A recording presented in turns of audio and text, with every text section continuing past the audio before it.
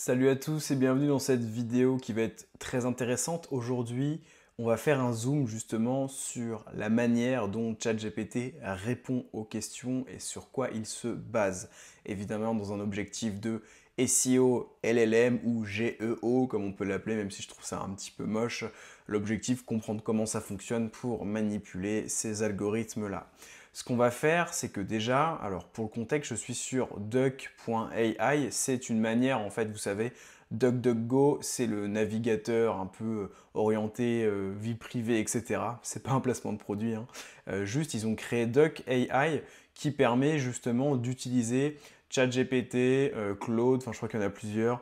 Il y a ChatGPT, Claude 3, Mistral, Llama, bref, vous pouvez utiliser ces chatbots IA là de manière anonyme. Donc là, je l'utilise notamment pour pouvoir justement avoir des résultats non biaisés, parce que si je le faisais avec mon chat GPT perso, bah, peut-être que les réponses seraient biaisées.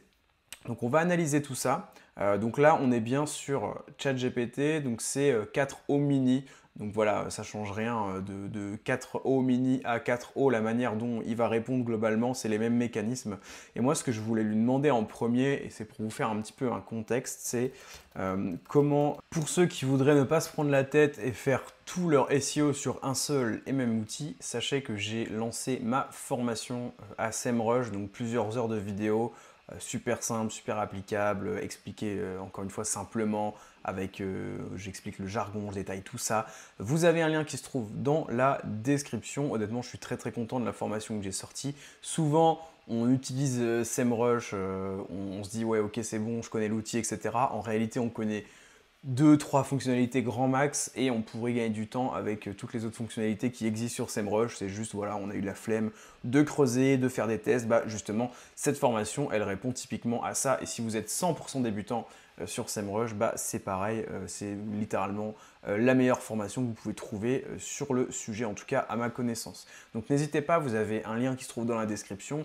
Et pour tous les autres, sinon, je vous invite à rejoindre ma newsletter. Vous avez aussi un lien en description où je vous envoie un tips privé toutes les semaines par email. Réponds-tu aux questions qu'on te pose, tout simplement.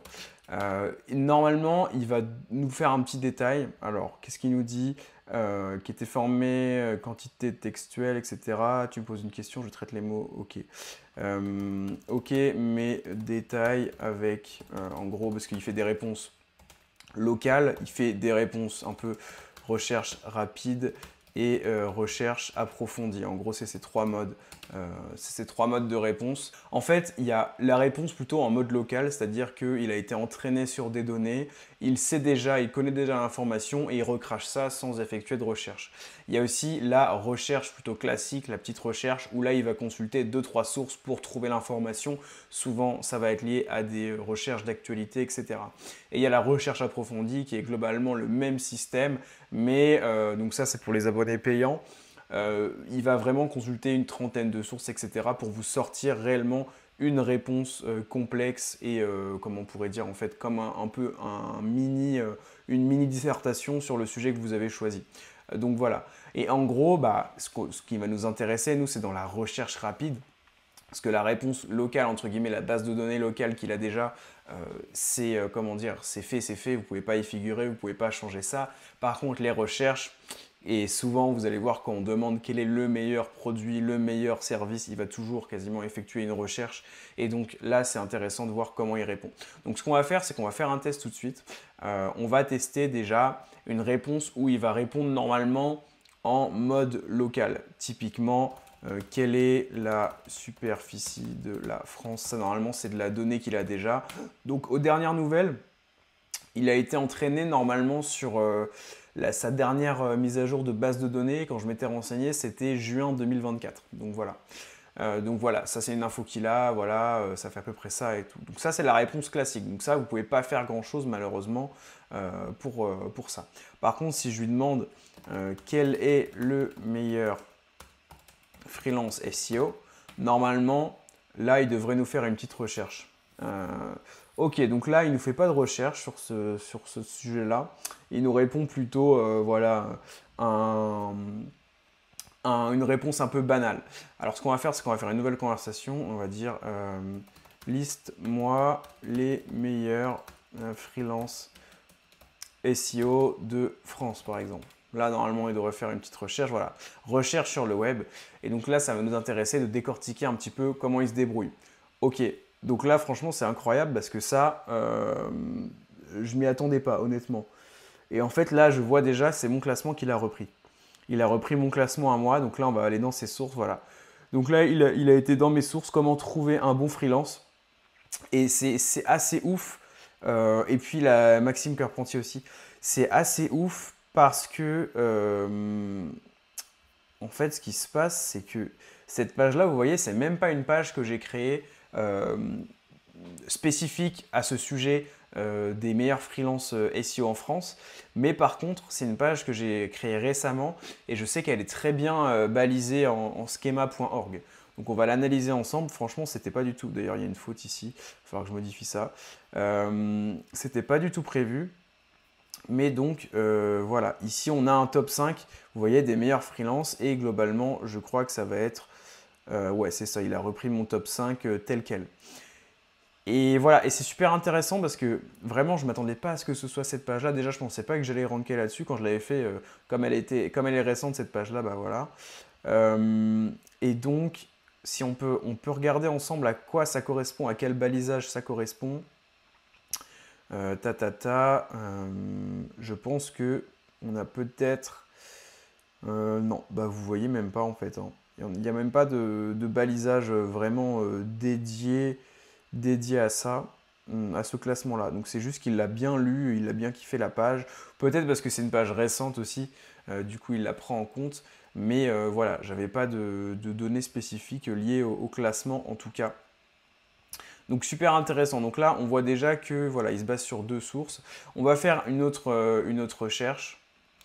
Je vais taper ici quel est le meilleur aspirateur sans fil.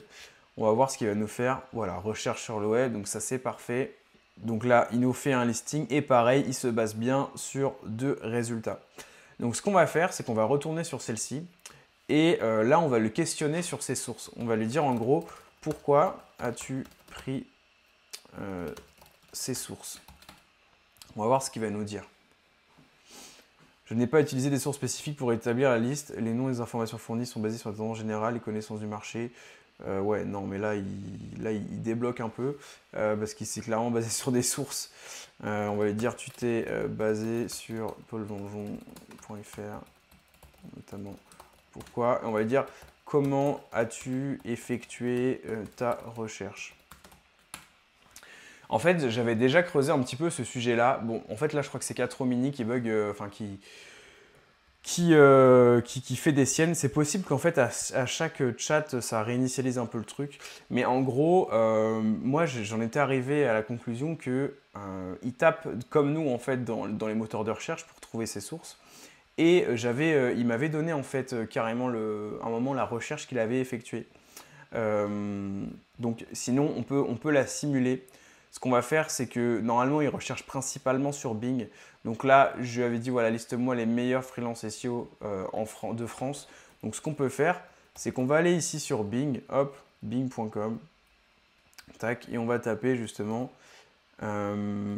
meilleur freelance SEO France. Et on va voir ce qui ressort. Top 10, nanana, SEO Monkey, donc intéressant. Donc là, vous voyez, c'est quand même intéressant parce que moi, je ressors même pas là, ici. Donc, il y a vraiment une donnée peut-être de fraîcheur de contenu qui est super intéressante. En tout cas, voilà. Cette vidéo, on est encore une fois dans vraiment comprendre un peu ce qui est en train de se passer, etc. Alors, je vais faire la même requête, vous savez quoi, sur Google cette fois-ci. Meilleur freelance SEO de France.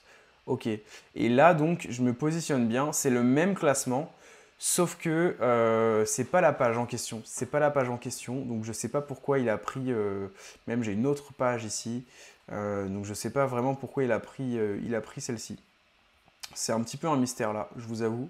En général, c'est vraiment lié. On va analyser plutôt voilà, sur aspirateur sans fil ce qui se passe.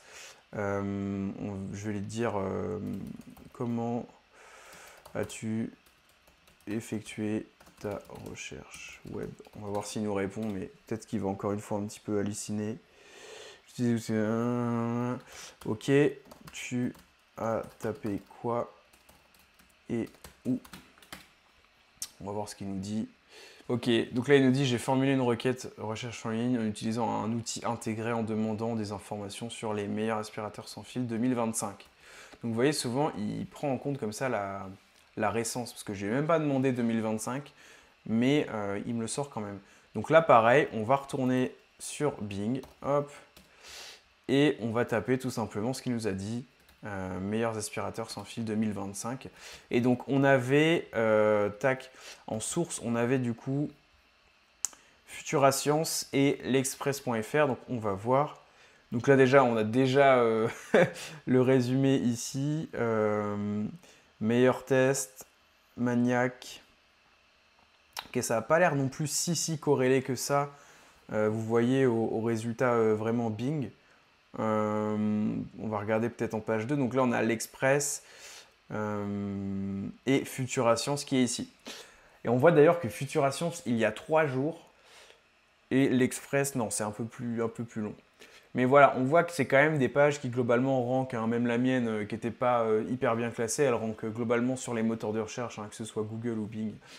Donc clairement, voilà, ça nous donne déjà des premières pistes. C'est un peu quelque chose qu'on savait déjà, mais je trouve ça intéressant vraiment de décortiquer ça pour faire table rase là-dessus et voir un petit peu comment est-ce qu'il agit. Donc là, on a fait un petit peu, on a fait une requête générale, on va dire, de une connaissance publique, la taille de la France, superficie de la France. On a fait une requête meilleure. Et pareil, ce qu'on peut faire, c'est une requête d'actualité. Normalement, ça va être à peu près le même fonctionnement. On va lui demander, par exemple, je ne sais pas, quels sont les DJ les plus connus aujourd'hui. Ça veut un peu rien dire, hein, mais c'est juste pour le forcer à effectuer une recherche. Et là, normalement, ça devrait être à peu près la même chose. En 2025, plusieurs DJ, David Guetta, ta. Et donc, là, on peut lui demander tu as recherché quoi pour trouver cette info? On va lui demander un petit peu DJ le plus connu en 2025. Donc hop, on va retourner par exemple sur Bing, puisque a priori, ChatGPT crawlerait vraiment carrément Bing, et même peut-être pas Google. Mince, hop, tac, hop, DJ le plus connu en 2025. Donc Cdify, music-insiders.com. On va voir si on a ça. Cdify qui est ici. Donc ok. Et l'autre, je pense qu'on l'a pas. Mais vous voyez que c'est quand même vachement lié aux résultats de recherche, hein. Même si on tapait ça dans Google, je pense qu'on aurait la même chose. Vous savez quoi, on va le faire tout de suite. Hop, tac. Voilà, Cdify est là. Et l'autre, j'ai l'impression qu'on l'a toujours pas. En gros, cette vidéo, qu'est-ce que ça veut dire pour vous si vous souhaitez améliorer votre SEO et votre présence dans les LLM? Tout simplement, vous n'avez pas besoin de faire comme moi, d'aller retaper la recherche dans Bing, dans Google, etc. C'était juste pour votre culture générale, pour voir un petit peu la corrélation quand même entre le fait de se positionner sur Google, sur Bing et justement d'être cité comme source dans les réponses des chatbots IA. Vous, ce que vous devez faire, en théorie, c'est que là, moi, si par exemple ici, j'étais pas cité premier, ce que je ferais, c'est que j'irai tout de suite dans ces sources-là, et tout simplement je contacterai le site. Donc par exemple, on va prendre l'exemple ici de Maxime Carpentier. Hop, donc il nous fait un classement des freelances, évidemment il se met premier. Et donc moi ce que je ferai ici, c'est que soit j'essaierai de trouver sa page contact, donc souvent voilà ça va être normalement, bon, il n'y a peut-être pas ici réserver un appel, voilà contact, on va voir, est-ce qu'il y a moyen de le contacter? Ok, il y a un lien vers son LinkedIn, donc déjà ça peut être une porte d'entrée. Là j'imagine qu'il va y avoir un calendrier ou Ouais, voilà, il y a un Calendly. Bon, là, évidemment, je vais pas, dans ce cas-là, ne pas le faire. Mais sinon, vous utilisez l'extension gratuite. Hop, je vais baisser. L'extension gratuite ici qui s'appelle hunter.io. Et donc, vous cliquez et normalement, vous pouvez voilà, avoir son email ici, en fait, en fonction de là où il est cité. Donc là, voilà, dans des annuaires, dans des trucs, etc. Il avait mis aussi son adresse mail sur certaines pages de son site. Et voilà, il y a de fortes chances que ça marche. Et ce que vous pouvez faire, c'est tout simplement rédiger un petit message. Vous pouvez vous aider d'ailleurs de ChatGPT pour rédiger ce message-là, faire en sorte d'apparaître en fait dans les sources, puisque aujourd'hui, je ne garantis pas que ce sera le cas à l'infini, j'en sais rien, ad vitam aeternam, mais voilà, aujourd'hui, force est de constater que quand on a une question à laquelle ChatGPT n'a pas de réponse, qui plus est une question où il a besoin d'une réponse vraiment actuelle, si vous demandez quels sont les meilleurs aspirateurs, vous voyez que direct, il va rechercher meilleur aspirateur 2025, etc. Et dans ce cas-là, il se base vraiment sur les sources, sur des sources qui existent déjà, qui normalement sont des sources qui se positionnent bien. Donc moi, ce que j'ai fait déjà pour mon site, c'est par exemple que j'ai tapé meilleur consultant SEO, meilleur freelance SEO dans Google, et j'ai commencé à contacter tous les sites pour voir. D'ailleurs, il y a des sites sur lesquels j'étais présent, mais mon nom était mal orthographié, avec AN au lieu de EN, enfin bref, c'est pas grave. Et d'autres où j'étais pas du tout présent, et donc là, l'objectif est clair, c'est de leur dire, voilà, j'aimerais bien être présent dans votre classement, quelles sont les conditions, etc. Vous pouvez payer, vous pouvez faire potentiellement un échange aussi de backlinks, c'est tout à fait possible. Voilà, écoutez, j'espère que au moins pour certains d'entre vous, cette vidéo aura mis un peu plus de clarté justement là-dessus sur comment les intelligences artificielles fonctionnent pour répondre et sur ce que vous devez faire justement pour figurer dans ces réponses et donc être recommandé par ChatGPT.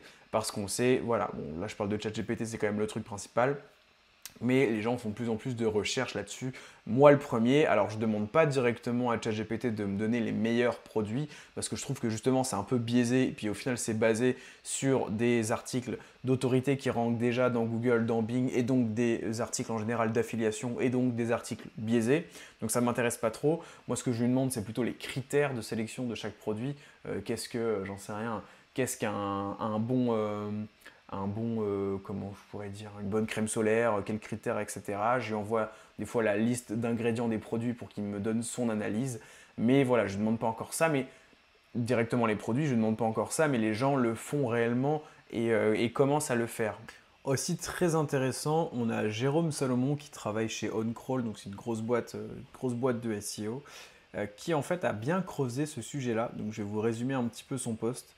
Globalement, il nous dit voilà comment ChatGPT Search sélectionne ses sources à crawler. Il nous dit que le title et la description, donc la métadescription, sont toujours d'actualité. Il nous dit du coup qu'il a pas mal posé des questions au support de ChatGPT pendant plusieurs mois pour justement comprendre un petit peu le process. En gros, voilà ce qui se passe à chaque fois qu'une recherche est effectuée dans le ChatGPT.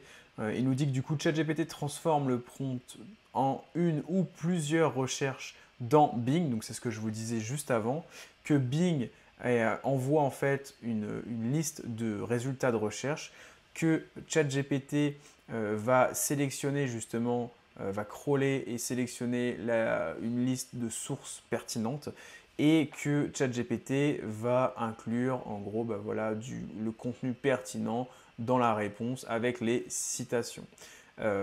Du coup, il dit qu'il a étudié le fichier ChatGPT JSON LD. Donc en fait, c'est voilà, globalement là où on peut voir la liste complète des résultats de recherche, donc qui inclut ceux que ChatGPT aussi n'utilise pas forcément pour répondre.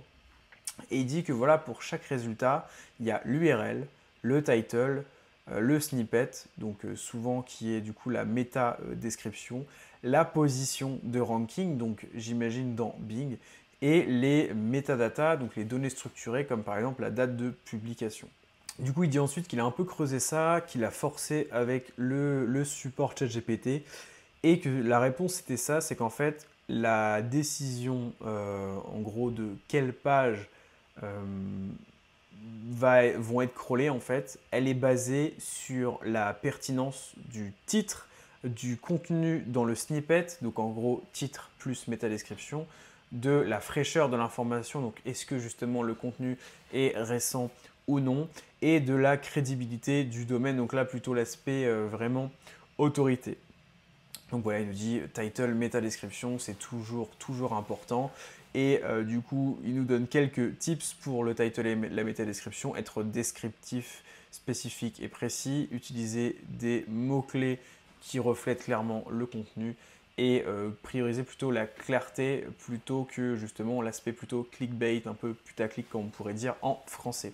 Voilà, écoutez, ça vous donne un petit ajout sympa avec une méthodologie un peu plus poussée que la mienne là que j'ai utilisée dans cette vidéo, donc ça fait un bon complément. On salue évidemment Jérôme Salomon qui a fait un super taf sur ce sujet-là et je vous dis à la semaine prochaine.